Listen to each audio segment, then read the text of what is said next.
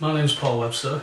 I've been, by popular demand and a lot of bullying and mithering, I've decided that I would eventually get around to do a video to try and explain a little bit about bills of exchange in conjunction with the Consumer Credit Act when it comes to utility bills.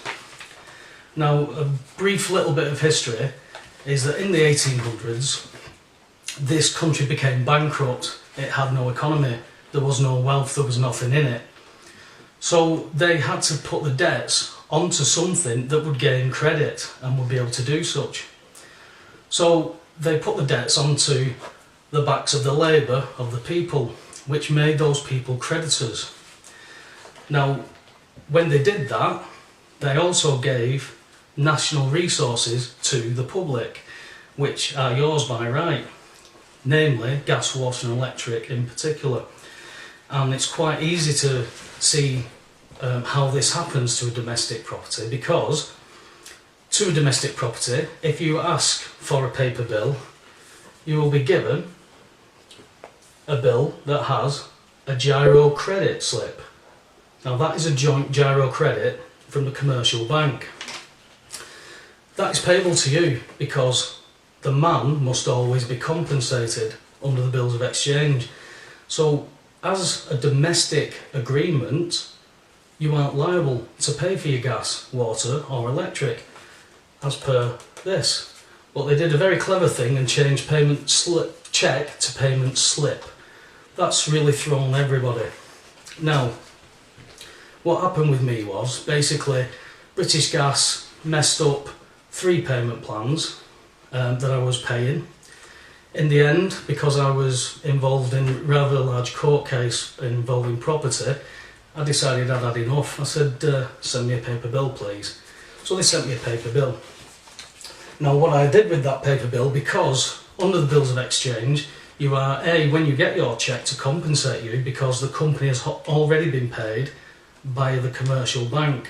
That is why they must pay you to compensate you. So when that happened and I was reading about it, it meant one of 3 things for the obligation of the bill of exchange. Number 1, I cash the cheque at the post office. The post office do not recognise, they recognise it as a cheque, but they cannot cash it. They're not allowed to. The bank do not recognise it as a cheque, they think it's a paying in slip, and they're not legally trained, neither are the post office. This is all on purpose. So the only other thing that I could do with it is when somebody hands me a cheque for money and they start shouting that I owe them money after they give me that cheque, I gave them the cheque back and I transferred that cheque by my endorsement. And I did it in the following ways.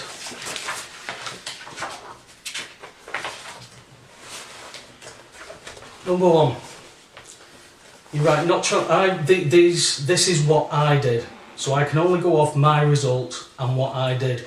Other people might have better ways, they might have even got the mechanism perfect. This is what I did. I had the giro slip attached here. I didn't touch the cheque at all. I wrote not transferable across it. I put 3 postage stamps on it and signed and dated each one. The reason that is done is to pay the stamp duty on that particular document, so that document is now mine. It's not theirs, they can't use it, it's mine. So what I did was, after that, I then added my transferred by endorsement sticker here, and my transferred endorsement sticker basically states to British Gas for payment at the site the sum of £454 transferred by Paul Webster, address, postcode, and then my national insurance number with non-commercial customer next to it. I signed and dated that and transferred it by my endorsement, right underneath, this bill of exchange is hereby transferred by my endorsement. So basically now they've got a cheque that they can cash, because they can't cash that cheque because it's in my name. It is to me at the end of the day. But they've already been paid. Now they're in a bit of a dilemma as far as I can see, that if they cash it, they will be cashing it and being paid for a second time, which would be classed as double dipping. The fact is, these people will not engage with me any further. The first warrant of entry, I got a bit ahead of the game. I wasn't chasing the game at this point. I'd already headed off a warrant attempt and had the warrant cancelled over the phone. This time I decided to go to Magistrates Court and challenge the warrant with my bundle. So I put the bundle in and I stated, that's how I paid for this bill. The gas agent stood up and stated that it was for the sum of £454, blah blah blah blah blah blah blah. And then I stated, well, there's the bill, there's the bundle, that's how I paid it by the Bills of Exchange Act 1882 in conjunction with the Consumer Credit Act 1974, section 123. Obviously the gas agent isn't legally trained, so this wasn't going to go anywhere at this point. So the legal clerk said that he was going to have to adjourn it before a district judge, at which point the magistrate, one of the magistrates, inquired what a bill of exchange was.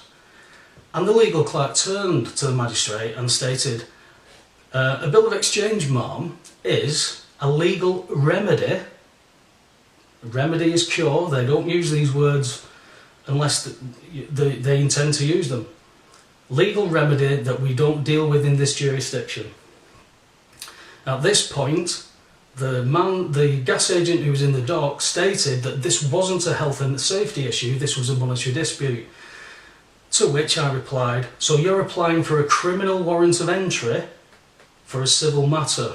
The two jurisdictions don't mix. You're applying for a warrant of entry under health and safety under the 1954 Gas Act. You are presuming, or trying to make the magistrates presume, I could be the nutter that is intending on blowing up the street because you haven't checked the supply. And he stood in the dock and stated, no, the supply is safe, we checked it when we read the meter, this is a monetary dispute. And I said, there you go, we are in the wrong jurisdiction. So the legal clerk looked through my documents and said, we're not going to be able to go through this in 10 minutes, Mr. Webb, so I'm going to adjourn it before a district judge. To which he did 2 weeks later. I turned up this time to be met by a boiler man. He had his British Gas boiler suit on. It's obvious it must have been a job and knock type thing. And he handed me a letter talking about debt avoidance techniques that have been gleaned from the internet and promissory notes. I've never promised to pay. I've paid it. That's my only obligation, is to be, I'm not liable to pay for it. I can't cash it, have the cheque back. If that's what you're claiming, you haven't been paid, have the cheque back. Or come to court. So the district judge said, you're not legally trained, so we're not going to be able to deal with this today. I'm going to adjourn it for another 56 days, 28 days for British Gas to respond. Please hand the bundle that I'm going to give you to your legal team. The judge said then 28 days for Mr. Webster to answer. So 56 days later, I turned up at court, nobody else did, and no documents were put in. So the warrant was thrown out. That was the second warrant. Then January this year, I went to court again because they were applying for a warrant. I met a new gas agent. This gas agent came up, I approached her and said, are you legally trained? And she said, no. And I said, well, I'm going to put you in the dock and I'm going to cross-examine you about this. And she went, no, you're not. And she withdrew the warrant and put a big X through it. The next time I went to court, it wasn't actually for me. I was giving support to somebody who was doing the same thing with the bills of exchange. And the gas agent saw me and she said, Mr. Webster, the magistrates will not hear any more applications on your property. I've got nothing for you. I went, I'm not here for me today. I'm here on behalf of my friend and we're going to do the same thing. And she went, no, you're not. And she took the warrant out and she crossed it. So they're the stages that I got to. Since then, British Gas have decided to completely ignore me despite phone calls to headquarters and despite numerous letters. I since, on August the 4th, billed British Gas £6,200 for 3 attendances in court, stress and anxiety, plus an administration fee. They had 21 days to pay me, which was by the 25th of August. Had they not done so, they would incur £100 a day interest, which they're approximately owing me about 16 grand right now. who knows when or where I will get this payment, because at this moment in time all I can see is that these people are running away from me. They've had ample opportunity to come to court and blow me out of the water and state that I'm completely and utterly wrong and I'm stupid and I don't know what I'm talking about.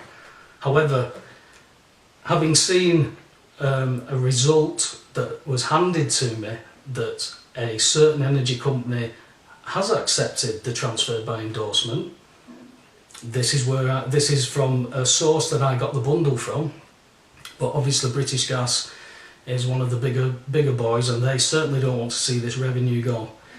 So at the end of the day, I can tell you briefly what I put in to it. It's you've got a basic skeleton of an argument, which is the respondent's contention that the complaint, insofar as discerned by the enclosed document, basically what it states in this skeleton is, it's a lot to go into on a quick video. It might be too complicated at the moment. You need to get your head around the fact that you've got to understand the concept that you're not liable for this. There is reasons why you are not liable, and sticking to that somebody's not paying the gas bill so your gas bill goes up is ludicrous, because my question to you is, if I took you to a pub and said it was a free bar, would you insist on paying for your drinks?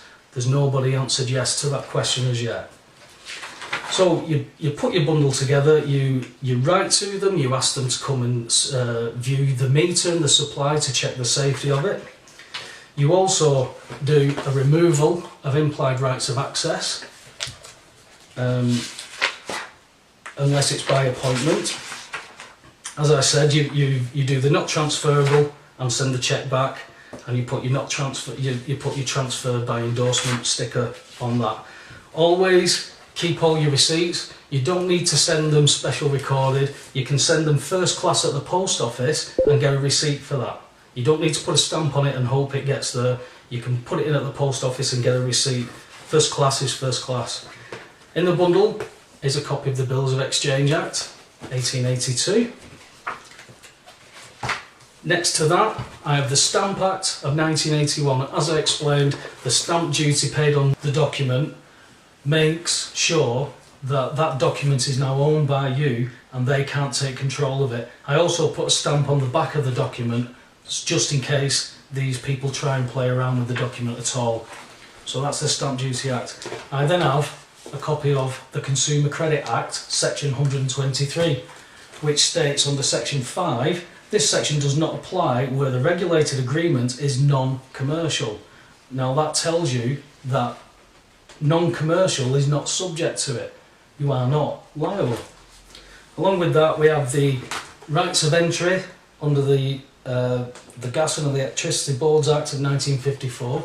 This is what they apply for a criminal warrant of entry for. So they actually take you to a magistrate's court for a criminal warrant of entry based under health and safety. But when you get the gas agent standing in the dock saying, no, this is a monetary dispute, this is to put a pay-as-you-go meter in, then you don't need anything better than that. He's telling the magistrates that it's a monetary dispute. They want to put a payment meter in to hold you ransom for something that you are not liable to pay. They're committing fraud if they issue a warrant for such a thing. They only rubber stamp the warrants based on health and safety.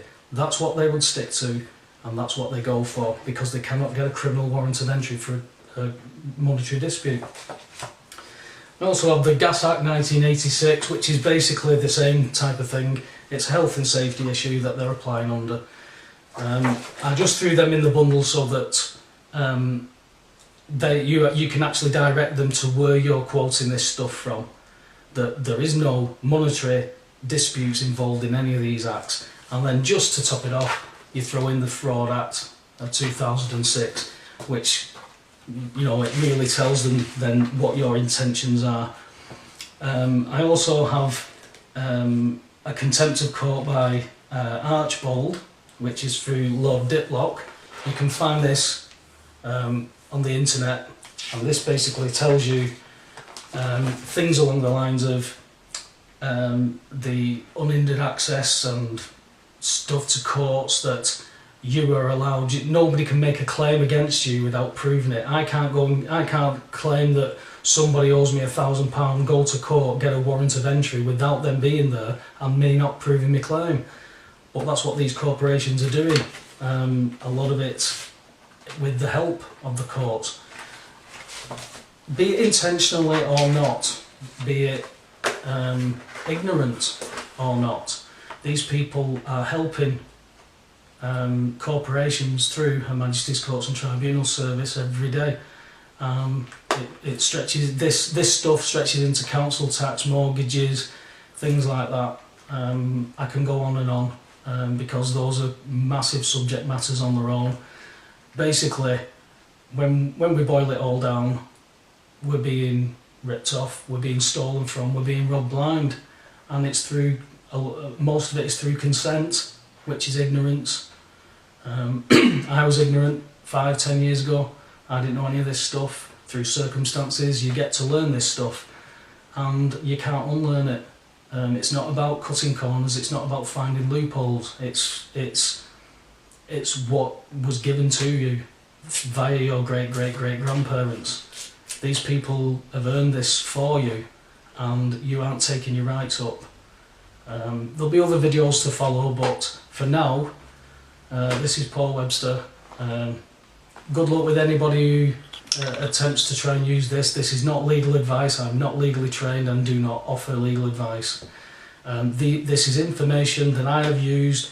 Those are the results that I've got to. Can I say that the bills of exchange and the Consumer Credit Act I've used paid my bill or wrote my bill off, which is what it should be against the domestic readings? No, I can't, because I can't get confirmation of that. The judge would not find in my favour that the bill had been paid because there was nobody there to contest it. So at this moment in time, because there's nobody there to contest it, that is why there is no win. As soon as you get somebody legally trained from these corporations into a court, they're done. Thank you.